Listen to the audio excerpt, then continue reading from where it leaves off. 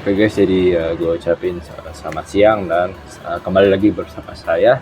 Dan mungkin topik kali ini ya, yang bakal gue bahas ini adalah tentang topik yang sedang hangat diperbincangkan di kalangan-kalangan kita, terutama kalangan bapak-bapak dan kalangan mama ya.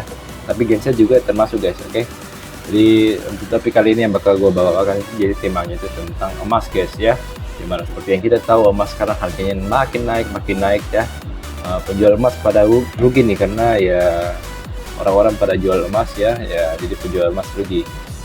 Dan ya emak-emak itu kejadian langka guys. Emak-emak itu ke mall berkerumun, berdesak-desakan, bukannya buat antri produk diskon ya, produk cuci gudang, wah ternyata buat beli emas guys. Aduh, itu kejadian langka banget guys. Oke, jadi mungkin di sini gue cuma mau mungkin bakal bertanya ya, apakah ada di antara kalian yang invest emas ya?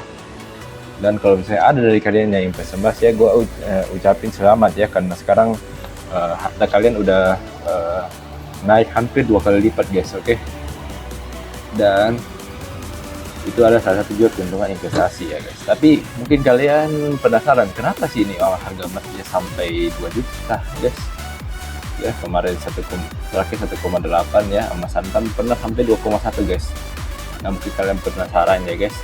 Jadi di sini gue bakal menjelaskan dari sisi pandang gue dengan yang memiliki pengalaman 3 tahun belajar makroekonomi dan 10 tahun di dunia trading investasi. Oke, jadi mungkin 3 faktor yang bakal gue beritahu di sini adalah, yang pertama itu tentang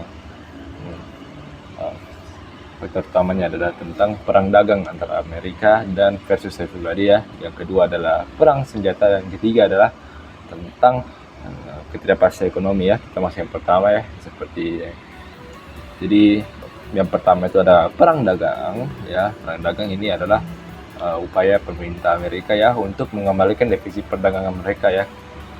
Ya, terutama juga karena ya selama ini Amerika tidak memperlakukan tarif yang tinggi kepada negara-negara lain, sedangkan negara-negara lain memperlakukan tarif tinggi ya. Jadi itu salah satu bentuk balas dendam untuk keseimbangan ekonomi, dan itu juga baik untuk ekonomi Amerika ya, karena presidennya ingin industri balik bangun pabrik di negara mereka.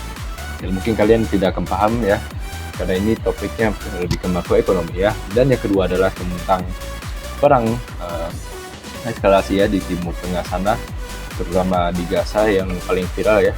Kemudian di Rusia Ukraina ya, walaupun itu sebenarnya udah dilupakan, tapi itu jadi faktor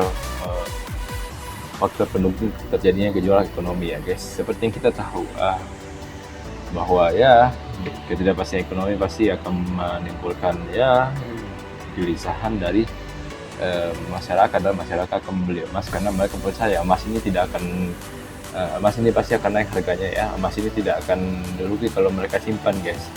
Nah jadi mungkin salah satu jadi faktor utama kenapa orang lebih suka simpan emas ya, karena ketidakpastian ekonomi ya. Mungkin gue bakal sedikit satirin aja guys, gue bakal sarkas sedikit ya. Kita bahas aja contohnya di Indonesia, di Wakanda ini ya, korupsi di mana-mana ya, program makan siangnya tidak jalan ya.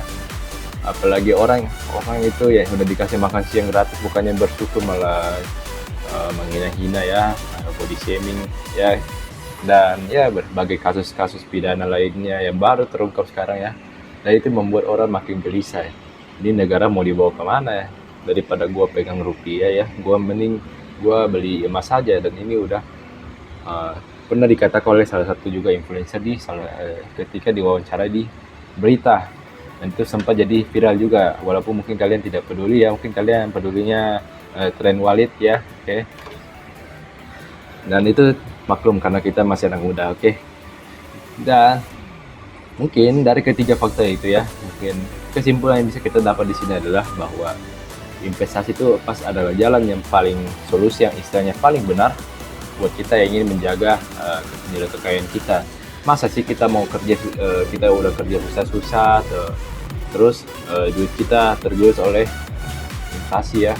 Jadi mungkin saran gue di sini adalah ya, mulailah investasi. Mungkin kalian udah bilang, oh ini terlambat.